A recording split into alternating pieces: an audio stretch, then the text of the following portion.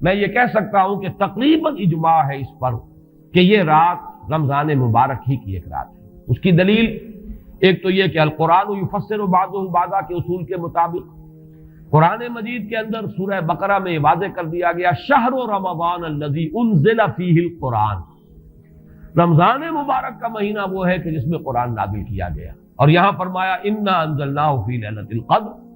ہم نے اس کو اتارا ہے لیلۃ القدر میں۔ ان دونوں کو جوڑیے تو اس کا ایک لا محالہ جو ایک انیویٹیبل رزلٹ نکلتا ہے وہ یہی ہے کہ یہ لیلۃ القدر رمضان مبارک میں۔ دوسری اس کی تائید ہوتی ہے وہ مشہور حدیث جس کو الحمدللہ کہ ہم نے بہت عام کیا ہے، رمضان مبارک کی آمد سے قبل کوشش ہوتی ہے ہر سال جو ہے اس کی یاد دہانی کرا دی جائے۔ ایک طویل خطبہ جو حضور نے دیا تھا، خطبنا رسول اللہ صلی اللہ علیہ وسلم فی آخر یوم من شعبان، یہ حضرت سلمان فارسی رضی اللہ تعالیٰ عنہ سے مروی ہے کہ حضور نے شعبان کے آخری دن ہمیں خطبہ ارشاد فرمایا، یا ایھا الناس قد اظلکم شہر عظیم شہر مبارک شہر فیہ لیلۃ خیر من الف شہر، لوگوں آگاہ ہو جاؤ، تم پر ایک بہت مبارک مہینے نے، بڑی عظمت والے مہینے نے سایہ کر دیا ہے، سایہ فگن ہو گیا ہے تم پر ایک مہینہ جو بڑی عظمت والا ہے، شہر عظیم جو بڑی برکت والا ہے، شہر مبارک، اور تیسرا جملہ اس میں یہی ہے شہر فیہ لیلۃ خیر من الف شہر، وہ مہینہ کہ جس میں ایک رات وہ بھی ہے کہ جو 1000 مہینوں سے افضل ہے۔ ان دونوں چیزوں کے حوالے سے تقریباً دلائل بھی موجود ہیں،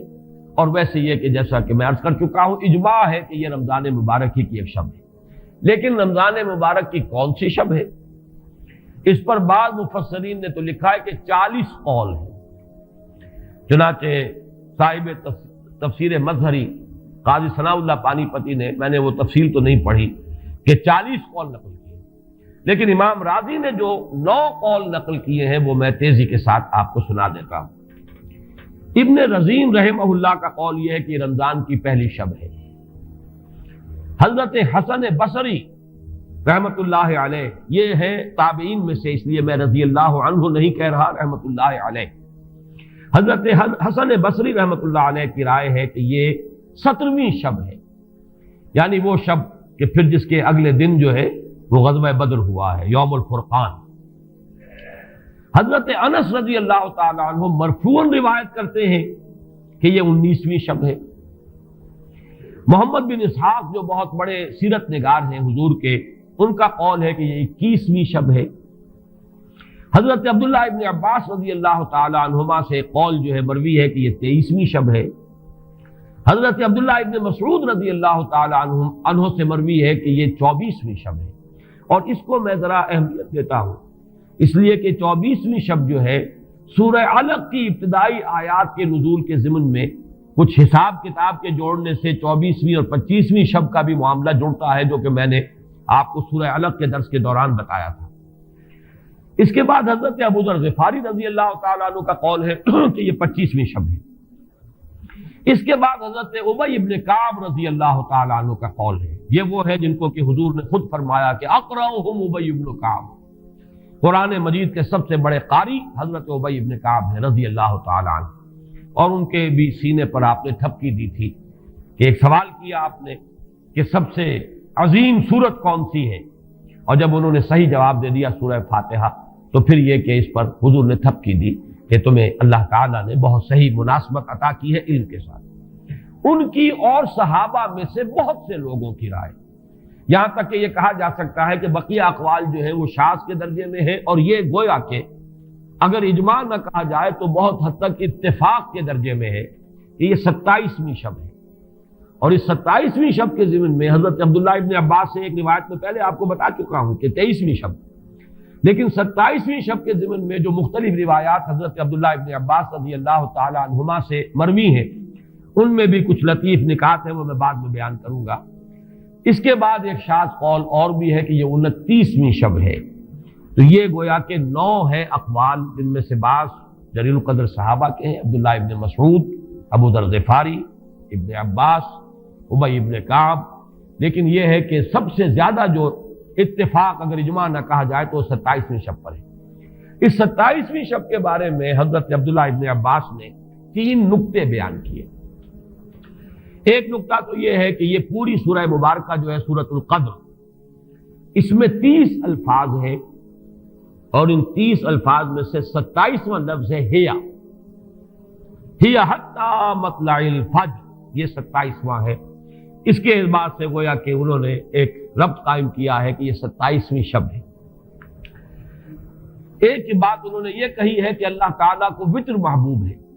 اللہ وطر و یحب الوطر، اللہ خود بھی اکیلا ہے اور وطر کو پسند کرتا ہے۔ پھر یہ کہ وطر جو ہے اب رمضان مبارک کے اندر اگر وہ وطر شمار کیے جائیں گے تو 14-15 وطر بن جائیں گے، لیکن اس میں چونکہ آخری عشرے کے بارے میں بہت سی روایات جو ہیں ان کا تقریباً اجماع ہو جاتا ہے کہ آخری عشرے میں، تو آخری عشرے میں بھی 5 وطر آئیں گے، 21ویں، 23ویں، 25ویں، 27ویں، 29ویں۔ لیکن حضرت عبداللہ ابن عباس کہتے ہیں کہ 7 کا ہندسہ اللہ تعالیٰ کو بہت پسند ہے، اور بہت سی چیزیں جو ہیں عالم تکوینی میں بھی اور عالم تشریعی میں بھی بہت سی چیزیں وہ ہیں کہ جو 7 کے ہندسے کے ساتھ وابستہ ہیں۔ 7 آسمان ہیں، 7 زمینیں ہیں، ہفتے کے 7 دن ہیں، طواف کے 7 شوط ہیں، سعی بین صفا والمروہ وہ بھی 7 مرتبہ ہے، ادھر سے ادھر، ادھر سے ادھر 7۔ اسی طریقے سے سجدے کے اعضاء بھی 7 ہیں، تو اس سے انہوں نے پہلے وطر اور وطر کے بعد 7 کا ہندسہ، رمضان کے آخری عشرے کی وطر راتیں اور ان میں 7ویں رات یعنی 27ویں شب، وہ اپنے اس حساب کتاب سے بھی۔ اور جب انہوں نے یہ بات بیان کی تو حضرت عمر رضی اللہ تعالی عنہ نے ان کی تحسین کی تھی۔ آخری بات اور بھی کہی گئی ہے کہ لیلۃ القدر جو ہے اس کے اندر حروف کو اگر شمار کیا جائے تو 9 بنتے ہیں، اور یہ لیلۃ القدر اس سورہ مبارکہ میں 3 مرتبہ آیا ہے۔ انا انزلناہ فی لیلۃ القدر وما ادراک ما لیلۃ القدر لیلۃ القدر خیر من الف شہر، اس اعتبار سے بھی 3 کو ضرب دی جائے 9 سے تو وہ بھی 27 کا عدد بنتا ہے۔ بہرحال یہ میں نے جیسا کہ عرض کیا تھا کہ ان کا کوئی تعلق نہ صرف سے ہے، نہ نحو سے ہے، نہ روایات سے، لیکن بہرحال حضرت عبداللہ ابن عباس کا ایک ذوق ہے، اس کو آپ ذوقی باتیں بھی کہہ سکتے ہیں، لیکن یہ کہ حضرت عبداللہ ابن عباس کی ذوقی بات ہے، لہذا اس کا کم سے کم تذکرہ ہو جانا چاہیے۔ ایک بحث یہ ہے کہ اہیا باقیۃ ام لا، کیا یہ رات جو اس کی عظمت تھی یہ باقی ہے یا صرف وہی رات جو تھی جس میں کہ قرآن مجید نازل کیا گیا وہی عظمت کی حامل تھی؟ انا انزلناہ فی لیلۃ القدر، یا یہ کہ اب بھی ہر سال یہ رات آ رہی ہے تو اسی عظمت کی حامل ہے، اسی قدر و منزلت کی، اسی برکت کی حامل ہے؟ اس پر بھی تقریباً ایک اجماع ہے کہ یہ لیلۃ القدر باقی ہے، ہر سال آتی ہے۔